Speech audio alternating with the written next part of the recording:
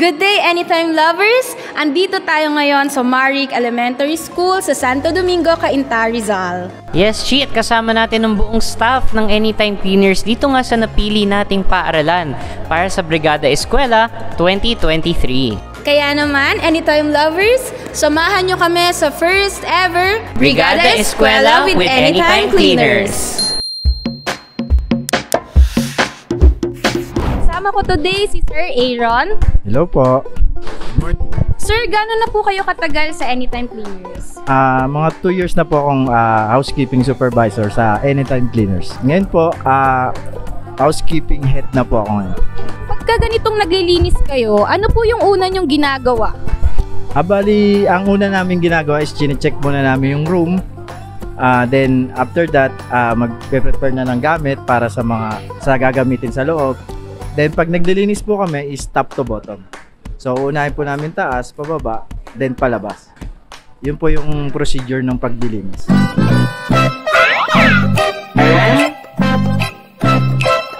Ayan, so andito tayo with Laika Jane po. Hi Laika, so tanong ko lang, how long ka na sa company?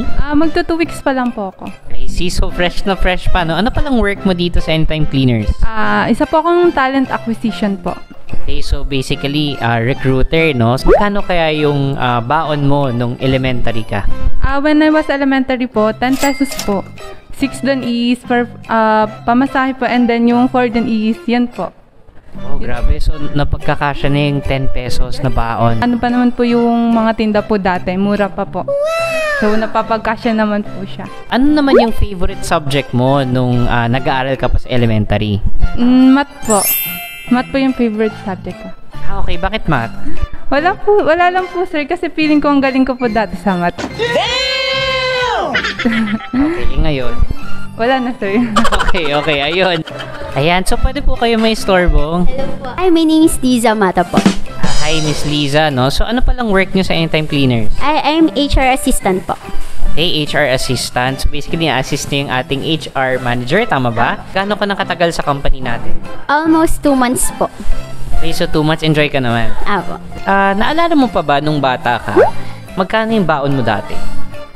Parang 10 pesos lang po ata yun. 5 for soup, then 5 for recess.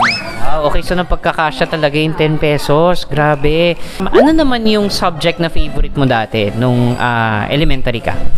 Ano po? Siguro English po. English. So, bakit English yung favorite mo? Fun po kasi yung teacher namin that time, kaya parang na-enjoy ko yung subject na yun po. Okay, so, sample naman ng English dyan. Joke lang. So, andito tayo with Ira po. Ayan, Ira, anong work mo sa Anytime Cleaners? Talent acquisition. Ayun, so basically, recruiter din siya, no? So, gaano ko nakatagal sa Anytime Cleaners ngayon? 1 week pa lang po. 1 week. Wow, so bagong-bago pa lang, no? 1 week pa lang. Okay, so na-enjoy mo naman? Okay naman pa. Yes po. Okay, that's good. So, another thing na question natin ngayon, dahil nasa elementary school tayo, so naalala mo pa ba nung elementary ka, magkano yung baon mo dati? 10 lang. 10. Okay, so paano mo napagkakasya yung 10 pesos mo dati? Mura pa yung bilihan nun, sir eh.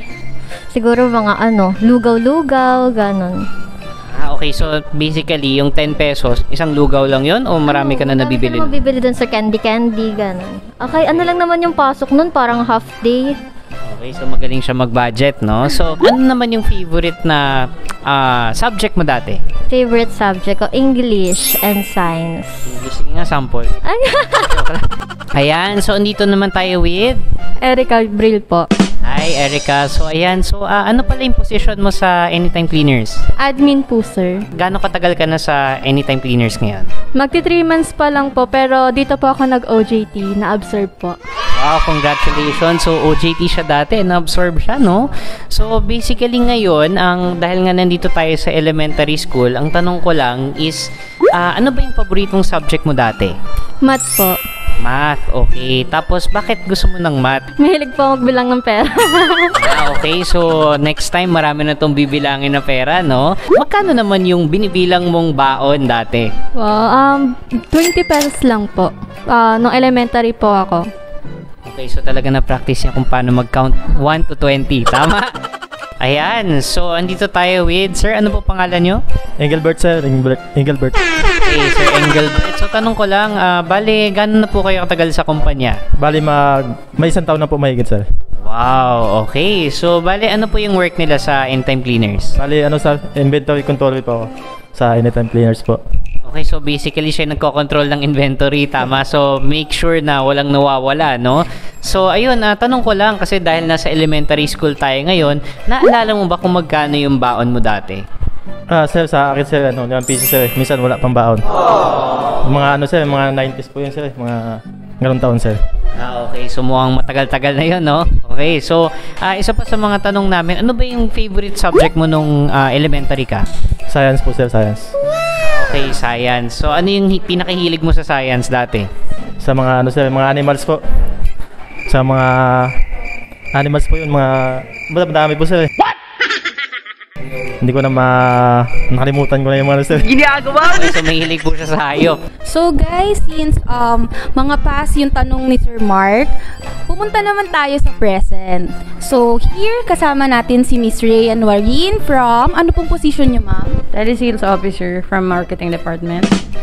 Okay. Gano'n na po kayo katagal sa Anytime? Actually, I will be 2 years with Anytime. Natatandaan mo pa ba, ma'am, kung ano ang pinakamahal na na-purchase mo simula nung nagtrabaho ka? Cellphone. Magkano yan, ma'am? Baka pwede namang malaman. 15K? Wow. iPhone ba yan, ma'am? Hindi. Charing lang, ma'am. Android. Go. Natatandaan mo pa ba kung ano yung una mong ginawa nung sumahod ka? Kumain. So, same tayo, ma'am. San yan, ma'am? Starbucks, is na grocery. Kabog, Starbucks. Hi, ma'am. Ano pong pangalan niyo? Princess. Hi, ma'am Princess. Ano pong position niyo sa Anytime? Business Unit Manager under Operations Department. So, gano'n na po kayo katagal sa Anytime Cleaners? Kaka 3 years lang. Tatandaan niyo pa ba, ma'am, kung ano ang pinakamahal na na-purchase mo simula nung nagtrabaho ka? Pinakamahal na non-tangible siguro yung life insurance. Binabayaran ko pa rin siya hanggang ngayon. Pero if tangible, siguro cellphone. Mga magkano yan, ma'am? Baka pwedeng malaman. At magkano yung mura, ma'am? Hindi ko na matandaan, pero mura lang yun. Ayaw ni ma'am. Kayang-kaya ko daw. Sige, kayanin natin yan. Natatandaan niyo pa ba, ma'am, yung first sahod niyo? Ano pong ginawa niyo dun, ma'am? Kumain. Kumain sa labas. Kumain din. Same kami kumain. Saan kayo kumain, ma'am? Pwedeng malaman? Sa ano yun parang Chinese food resto near, near sa amin lang. Hi, ma'am. Ano pong name nila? Liza. Hi, Ma'am Liza. Ano pong position niyo sa Anytime Cleaners? HR. Gano'n na po kayo katagal, ma'am, sa Anytime? 4 years. Tagal na ni ma'am, 4 years. Ano po ang pinakamahal na na-purchase niyo simula nung nagtrabaho ka? Pwede bang malaman, ma'am? Ito recently lang. Ano yun, ma'am?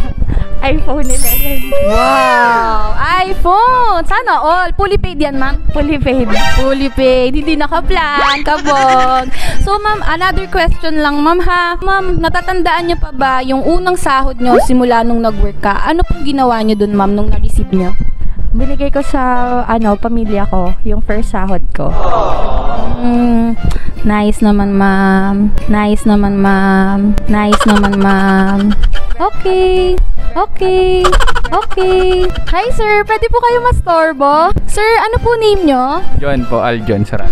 Hi, Sir Aljon. Ano pong position nyo sa Anytime? Telesales po. Telesales. Gano'n na po kayo katagal, sir, sa Anytime Cleaners? 1 year naman. 1 year na po. Doon sa 1 year, ano po yung pinakamahal na na-purchase nyo? Siguro motor. Oo, yung motor ko ngayon. Motor.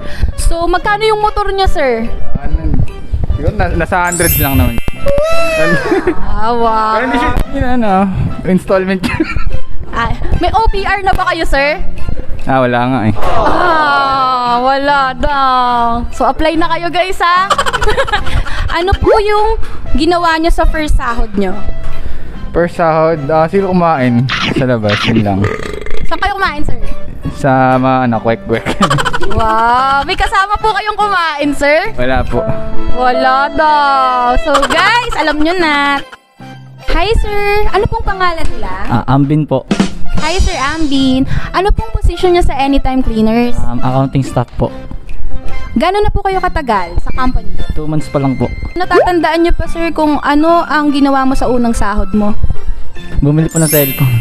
Bumili rin ng cellphone. Ano pong cellphone sir yan? Magkano yan? Infinix lang, 10K. Wow, Infinix lang. So far, ano yung pinakamahal na na-purchase nyo simula nung nagtrabaho ka? Yung motor po. Magkano yung motor sir? 77K. Wow! May OBR ka na sir? Wala. Wala daw. Thank you sir!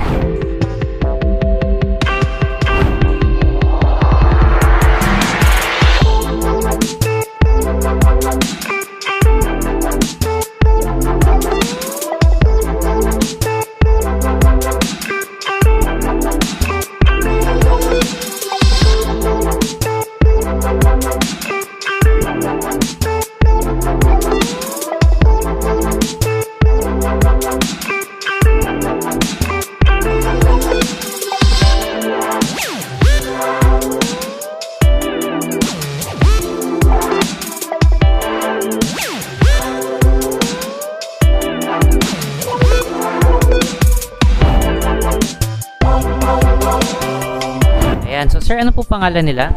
Alex Benitez. Okay, Alex. Sir Alex, ano po ba yung work nila dito sa Anytime Cleaners? Bali kami yung housekeeping supervisor. I see. Okay. So, matanong ko lang, ano po ba yung mga strategy na ginawa nyo para malinis yung ganito kalaking lugar? Actually, sa mga ganitong lugar, ina-assign po natin yung mga cleaners natin, assign ko saan sa mga area para at least mabilis yung paglilinis. Yun. Okay, so yun. So basically, nagkawawatak-watak. Yes. Kumbaga, kinakalat natin sa mga iba-ibang lugar. Tama. Okay, so yun. So thank you, Sir Alex. Sa gate, siguro yung paghatid sundo sa akin ng magulang ko. And yung pag-iyak-iyak doon kasi ayaw mo magpaiwan.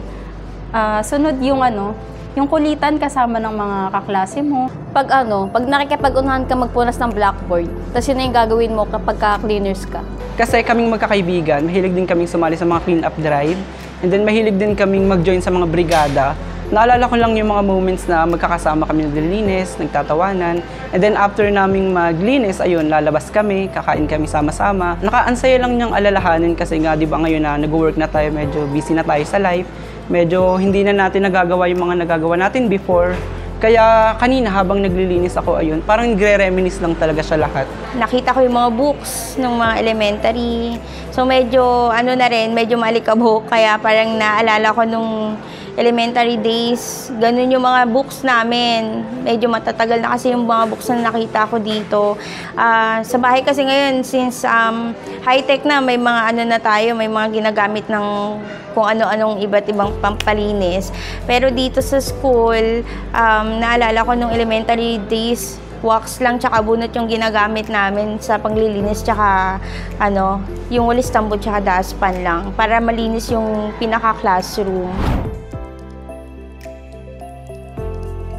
So ayun yung naging experience ko sa paglilinis. Of course, ayun nga, nakakapagod siya. However, masaya siya kasi nagkaroon kami ng bonding din ng mga kawork ko. And also, yun nga, natulungan din natin yung mga estudyante na papasok ngayong pasukan.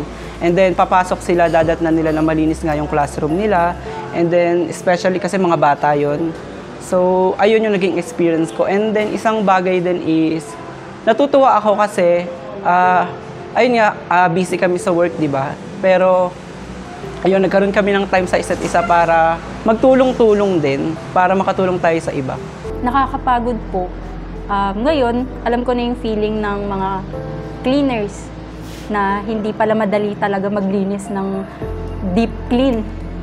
Parang merong satisfaction after mong malinisan yung isang area. Since nagkaroon ng bakasyon, so alam naman natin na natengga yung mga mga upuan, mga lamesa diyan, tapos yung mga cabinet ng mga bata.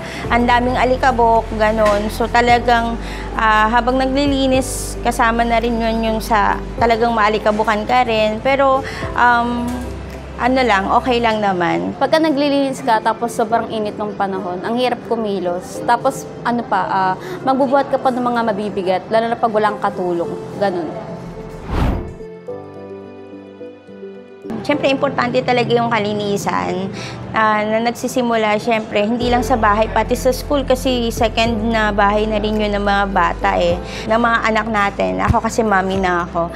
Tapos, sa paglilinis namin ngayon, divided into 2 group kasi kami. So, iba talaga pagka merong unity sa paglilinis ng bawat isa. Nalilinis talaga yung goal na maayos. Natutunan kong gamitin yung mga equipment kagaya ng vacuum, yung mga basahan, kung anong uri ng basahan yung ipampupunas sa ganitong furnitures. And also, nalaman ko rin na hindi pala ganun kadali maging isang cleaner. Unang-una is yung teamwork.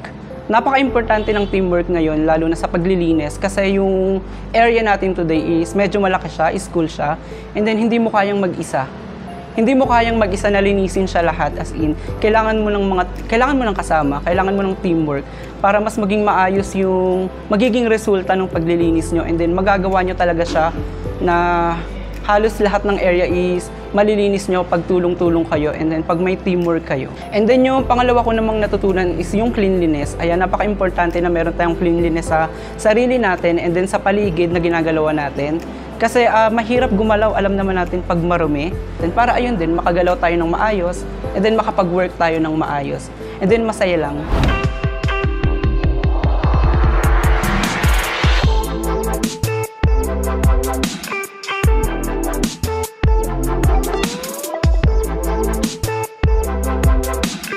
Isang mapagpalang araw po sa ating lahat. Ako po si Melchor Tagudando, Principal ng Maric Elementary School. Kami po ay nagpapasalamat po sa Anytime Cleaners Corporation na kung saan naibahagi ninyo ang inyong bayanihan para sa paaralan, na kung saan ito ay isa sa mga preparasyon para sa pagbubukas ng klase. In behalf of 63 strong teachers and 13 non-teaching personnel and also stakeholders, parents, and especially sa mag-aaral ng Maric Elementary School po. Pasasalamat po ang pinaabot po namin sa inyo na kung saan naitulungan po ninyo yung paaralan, ang kawanin ng paaralan, yung teachers, and also yung private rooms namin po na may ayos po ito para magkaroon po ng delivery ng services, especially sa aming learners, at may deliver namin yung tinatawag na basic education. Muli po, kami po ay nagpapaabot ng maraming salamat po. Naway pagpalain po kayo ng poong may kapal para sa batang Maricians. Make it Maric. Muli po, maraming salamat po, and God bless. Thank you for staying with us, Anytime Lovers. Kaya naman, samahan niyo ulit kami sa susunod pang taon para sa isa na namang masayang paglilinis at kwentuhan. Dito sa Anytime Cleaners, ang inyong kasiyahan at kaligtasan ng aming priority. Kaya naman, Anytime Lovers, together, let's build a cleaner and safer world.